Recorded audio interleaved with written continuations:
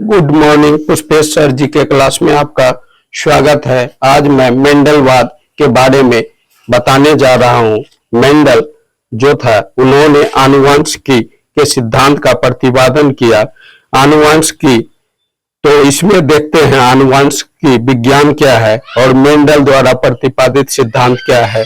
आनुवंशिकी विज्ञान की वह शाखा है जो यह अध्ययन करता है कि कैसे माता पिता से शारीरिक गुण संतान को हस्तांतरित होता है। इसमें यह प्रयोग किया जाता है कि किस तरह से आनुवंशिकी विज्ञान में इस बात का अध्ययन किया जाता है किस तरह से माता के शारीरिक गुण संतानों में हस्तांतरित होता है और किस तरह से संतानों में कुछ समानता वाले गुण और कुछ विभिन्नता वाले गुण आते हैं। इसी बात का अध्ययन आनुवंशिकी विज्ञान करता है।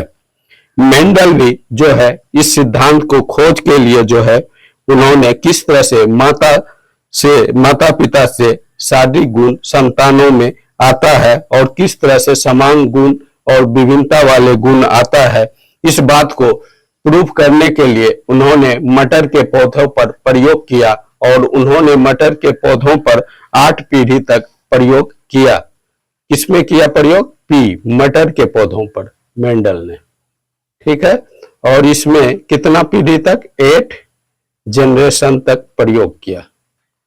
8 जनरेशन तक प्रयोग किया मटर के पौधे पर। और प्रयोग करने के बाद उन्होंने जो है आनुवंशिकता के सिद्धांत का प्रतिपादन किया। उन्होंने पहला प्रयोग मटर के एक गुण को लेके किया और उसका रिजल्ट एकल संक्रमणीय सिद्धांत के नाम से दिया।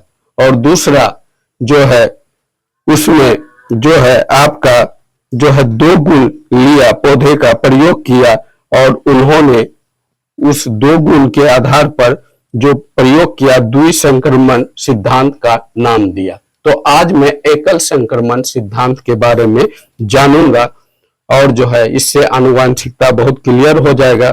तो मेंडल ने एकल संक्रमण के सिद्धांत का जो प्रतिपादन किया उसके बारे में जानते हैं। उस आधार पर उन्होंने कितना सिद्धांत दिया। एकल संक्रमण सिद्धांत के आधार पर मेंडल ने इस तरह से प्रयोग किया। पहले जैसे देखिए टी लिया, ठीक है, यह टॉल हुआ पौधा, ठीक है। फिर एक टी लिया, यह भी टॉल हुआ लंबा। इसका संक्रमण जो है बौने पौधे से कराया टी और जो है दूसरा छोटा टी, यानी बड़ा टी जो है लंबा पौधा है और छोटा टी जो है यह नाटा पौधा या बोना पौधा है। और जो है इसका संक्रमण किया रहा है, संक्रमण कराया। देखिए इस तरह से हुआ तो यह क्या हुआ? टी और बड़ी टी और छोटी टी। फिर दूसरा हुआ ऐसे तो यह हुआ बड़ी टी और छोटी टी, है ना। यानी कि यह देखने में भले लंबा था यानी कि लेकिन छोटा का भी गुण इसमें मौजूद था, क्योंकि यह लंबा था टी बड़ी और जो है छोटी टी नाटा था। दोनों का संक्रमण करने के बाद जो है जो नया पौधा तैयार हुआ वह बड़ी टी और छोटी टी था। और दूसरा भी उसी तरह से बड़ी टी छोटी टी, यह संक्रमित पौधा हुआ लेकिन यह लंबा था।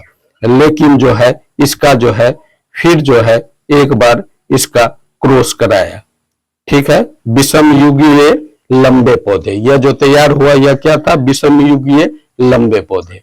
अब इसका जो है फिर से एक बार क्रॉस कराया, यह जो है इस तरह से कराया जैसे विषम युगीय युग्मीय को लिया, जैसे बड़ी टी फिर जो है छोटी टी, यह लिया, इसका क्रॉस कराया बड़ी टी और छोटी टी से, ठीक है। यह विषम युगीय है और इसका जो है क्रॉस कराया। क्रॉस देखिए पहले ऐसे हुआ तो यह क्या हुआ? टी दोनों जो है लंबा हो गया। फिर जो है इसका हुआ टी जो है यह लंबा और नाटा विषम युगीय हुआ। फिर जो है आपका टी यह हुआ टी और टी, ठीक है। और फिर जो है टी यह जो दोनों छोटी टी। कहने का मतलब दोनों छोटी टी है, कहने का मतलब इसमें जो है आपका जो है एक जो है शुद्ध लंबा हुआ, ये देखिए एक जो है शुद्ध नाटा हुआ, दोनों छोटी टी वाला, है ना। तो इसमें क्या हुआ, इस प्रयोग के आधार पर यही पता चलता है कि टी टी जो है शुद्ध लंबा हुआ, और जो है बड़ी टी, मतलब बड़ी टी टी जो है शुद्ध लंबा हुआ, और जो है छोटी टी और टी जो है बड़ी टी या छोटी टी संक्रमित हुआ, और जो है बड़ी टी छोटी टी यह भी संक्रमित हुआ, एक शुद्ध नाटा हुआ, वह जो है छोटी टी टी हुआ। इस प्रयोग के आधार पर यह हुआ, और इस प्रयोग के आधार पर उन्होंने इस सिद्धांत को दिया। पहला सिद्धांत दिया आपका जो है युग्मीय इकाई का सिद्धांत, यह है युग्मीय इकाई का सिद्धांत, युग्मीय इकाई का सिद्धांत दिया, ठीक है। युग्मीय इकाई का सिद्धांत, देखिए युग्मीय इकाई का सिद्धांत क्या है।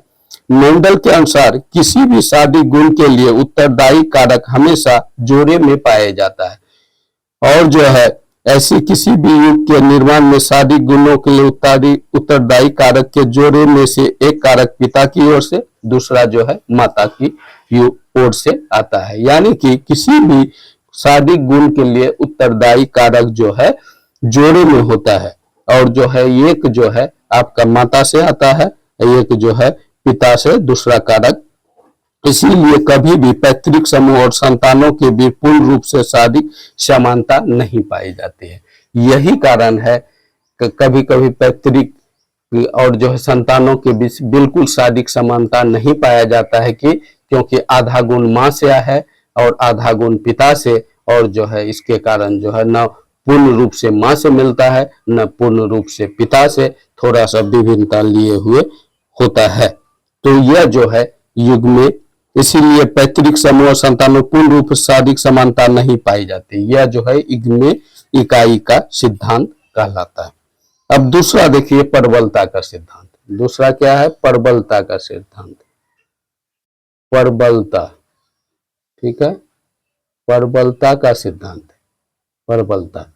इसमें क्या होता है, परबलता के सिद्धांत पर अपने मटर के प्रयोग में मेंडल ने पाया कि संतति प्रथम पीढ़ी के सारे पौधे तो विषम युगीय थे, और ये ऊपर से देखने में वे लंबे प्रतीत होते थे, जबकि उसमें बौनेपन के गुण मौजूद थे। जैसे इसके पहले प्रयोग में मेंडल का मैंने देखा कि उसमें, जैसे कि उसमें एक लंबा और जो है एक नाटा का क्रॉस कराया, तो सारा जो है पौधे क्या हुआ, विषम युगीय, लंबा नाटा का दोनों गुण मौजूद था, लेकिन वह था लंबा, ठीक है। उसके बाद बौनेपन का गुण लेकिन उसमें मौजूद था। इस आधार पर मेंडल के अनुसार विषम युगीय युग्मक में जो इकाई अपने आप को परिलक्षित कर लेता है, कर पाने में सक्षम है, परबल इकाई। और जो है जैसे कि लंबा नाटा दोनों गुण था, लेकिन उसमें लंबा वाला गुण आया, विषम युगीय था लेकिन वह पौधा लंबा हुआ, और लंबा वाला गुण जो प्रकट किया वही जो है परबलता का सिद्धांत कहलाता है। और उसमें बौनेपन के गुण मौजूद रहते हुए भी वह जो है लंबा दिखा, और लंबा जो परिलक्षित किया वही परबल इकाई कहलाया। जबकि परबल इकाई की मौजूदगी में परबल इकाई की मौजूद में अपने परिलक्षित करने में सक्षम परबल इकाई कहलाया, जबकि परबल इकाई की मौजूदगी में जो अपने आप को परिलक्षित नहीं कर पाया वह अपरबल इकाई, यानी कि नाटापन का गुण अपने आप को परिलक्षित नहीं कर पाया, वह जो है अपरबल इकाई कहलाया। अब देखिए इसका तो दूसरा, अब तीसरा सिद्धांत इसका क्या है, इसमें देखिए, इसमें युग्मों की शुद्धता का सिद्धांत। तीसरा है युग्मकों, युग्मकों, ठीक है, की शुद्धता, की शुद्धता, शुद्धता, शुद्धता, युग्मकों की शुद्धता का सिद्धांत। देखिए इसमें क्या है कि देखिए युग्मकों की शुद्धता विषम युगीय युग में से परबल इकाई और परवाही इकाई की शुद्धता को भंग नहीं कर सकी। कहने का मतलब इसमें जो है परबल इकाई जो लंबा पौधा हुआ वह नाटे पौधे के गुण को जो है समाप्त नहीं कर पाया, वह जो है नाटा गुण भी उसमें मौजूद रहा और जो है वह परिवर्तन नहीं हुआ, लेकिन आगे आने वाले पीढ़ियों में जो है नाटा पौधा भी जो हुआ। और इस तरह से देखा जाए कि युग्मों की शुद्धता नियम बरकरार रहा और जो है फिर जो है नाटा पौधा भी जो है फिर तैयार हुआ। दूसरी पीढ़ी में बोने पौधे की भी प्राप्ति हुई। इस बात से प्रूव यही होता है कि इसमें जो है युग्मक की शुद्धता बरकरार रहती है, यानी कि लंबापन नाटेपन को दबा नहीं सका और वह दूसरे पीढ़ी में जो है फिर प्रकट किया। 20वीं इकाई में से नाटा पौधा जो है दूसरे पीढ़ी में हो गया। ओके गाइज, कैसा लगा वीडियो जरूर बताइएगा। वीडियो अच्छा लगा वीडियो को लाइक करें, चैनल को सब्सक्राइब करें। पुष्पेश्वर जीके क्लास के साथ जुड़ने के लिए जो है लगातार पुष्पेश्वर वीडियो को देखने के लिए और जो है पीसीएस एग्जाम का तैयारी अच्छी तरह से करने, मटेरियल एकत्रित करने के लिए पुष्पेश्वर जीके क्लास को जो है सब्सक्राइब करें। Okay bye.